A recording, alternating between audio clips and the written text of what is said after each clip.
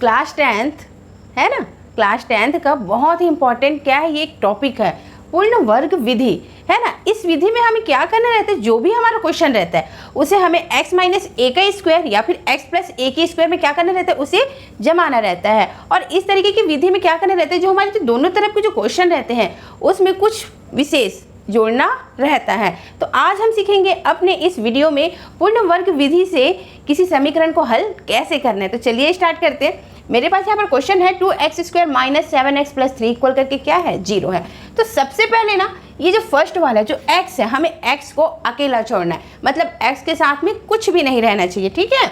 और यहाँ का जो प्लस 3 है ये यहाँ से हट करके ये 0 के पास में आना चाहिए। तो सबसे पहला काम मैं क्या करती हूँ, 2x स्क्वायर लिख लेती हूँ माइनस करके 7x इक्वल किया, प्लस 3 को 0 के पास भेजा तो कितना है मेरे पास, माइनस करके 3 आया।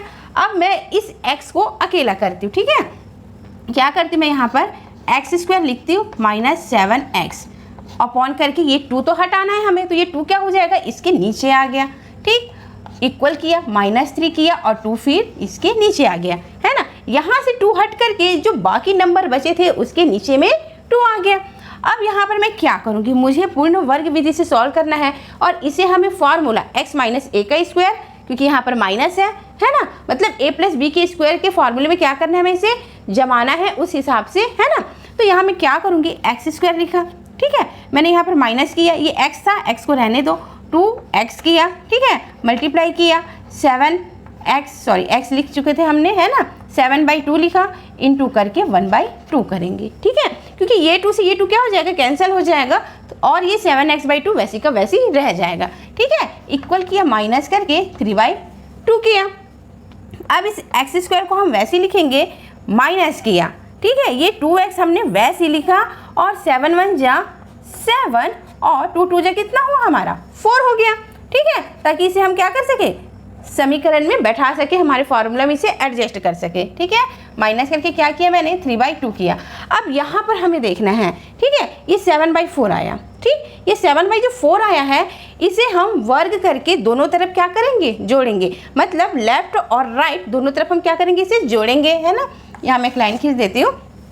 अब यहाँ मैं क्या करूँगी, एक्स स्क्वायर माइनस करके, ठीक है, 2x 7/4 प्लस करके क्या किया मैंने, 7/4 का स्क्वायर क्या किया मैंने, ऐड कर दिया। फिर मैंने क्या किया, इक्वल किया, और यहाँ मेरे पास क्या था, माइनस 3/2 प्लस करके 7/4 का होल स्क्वायर, ठीक है। फिर इक्वल किया मैंने। अब ये हमारे किस फॉर्मूले में पुट हो गया भाई, x और लास्ट का हम देखेंगे माइनस 7/4 का होल स्क्वायर, ठीक है। इस फॉर्मूला में क्या हुआ, ये पुट हो गया।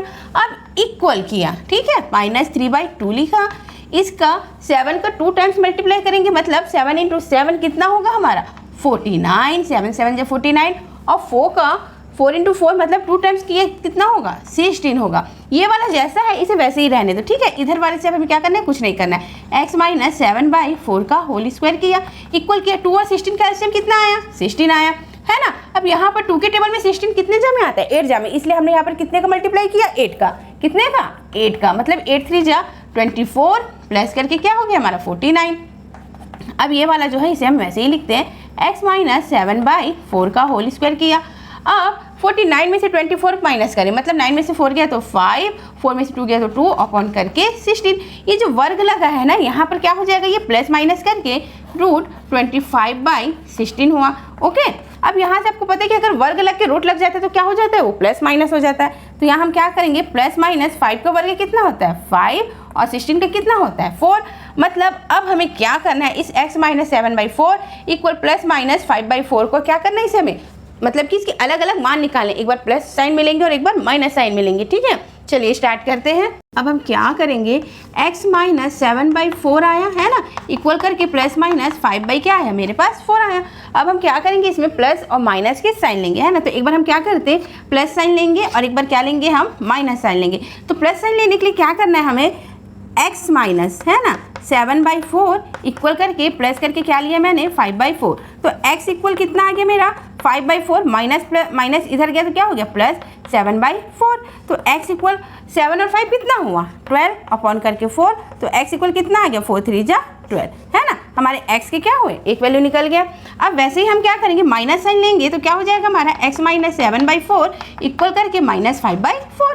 तो x इक्वल माइनस 5/4 माइनस 7/4 इसके पास गया तो क्या हो गया प्लस 7/4, है ना। x इक्वल किया 4 का 4 एलसीएम लिया, 7 में से 5 गया तो 2, तो x इक्वल कितना आया 2 1 जा और 2 2 जा 4 मतलब 1/2। तो हमारे यहाँ पर x के कितने मान निकले 2 मान निकले, एक x बराबर 3 और एक x बराबर 1/2। हमने गुणनखंड का जो मेथड है वो सीखा, उस तरीके से हमें समीकरण क्या करना रहता था हल करना रहता था। अब ये वाला क्या है पूर्ण वर्ग विधि है, तो मतलब पूर्ण वर्ग विधि से भी हम इस तरीके से समीकरण को क्या कर सकते हैं सॉल्व कर सकते हैं। बस हमें ध्यान ये देना है कि इसे हमें अपने फॉर्मूला जो x माइनस a का स्क्वायर और x प्लस a के स्क्वायर में क्या करना रहता है पुट करना रहता है, और थोड़ा सा हमें मतलब लेफ्ट और राइट तरफ कुछ विशेष नंबर जो होते हैं उसे क्या करना रहता है ऐड करना रहता है। उम्मीद करती हूँ आपको आज का वीडियो पसंद आया हो, वीडियो पसंद आई हो तो चैनल को लाइक शेयर और सब्सक्राइब जरूर कीजिएगा। Thank you.